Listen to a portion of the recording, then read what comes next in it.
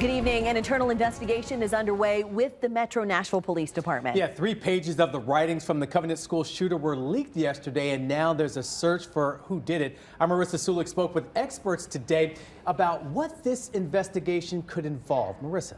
Yeah, Marius, I reached out to Metro Police today and asked how many people have access to the writings, as well as how many agencies have access. They didn't get back to me by news time, but I spoke with a former police officer and criminal justice professor.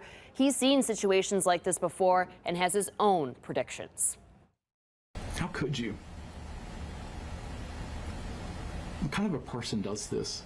Covenant School parent Brent Leatherwood made it clear.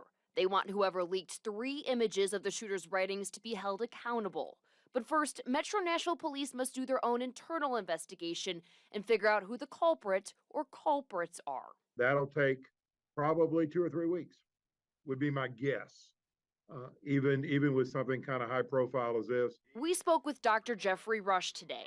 He says before we get an answer, MNPD has to go through several interviews, devices, and people. And I'm guessing 3 to 5 police officers probably in the investigation, because this is not a one-person investigation. Rush says they will likely search computers, cameras, and phones.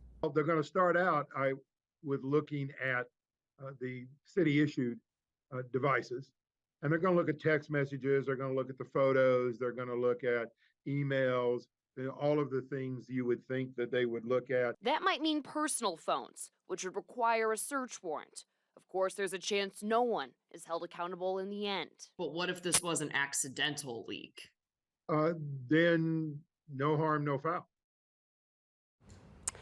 Now, Rush says if someone with Metro Police is at fault, they could be fired or suspended. Those are policy violations. We spoke with attorneys today about if someone could be criminally charged. They say it's possible that they are charged with official misconduct. That would be a Class E felony. Marius. Marissa Sulik, thank you so much for the insight. Mayor Freddie O'Connell has directed Metro's law director to investigate how the writings were released.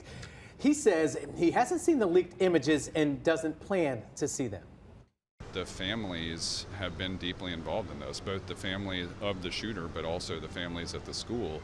That's the reason that the documents are not public documents at this time, has to do with their pursuing their rights as victims in court, and we have no intention of interrupting that. O'Connell says in the interest of public safety and victims' rights, the process should play out in court.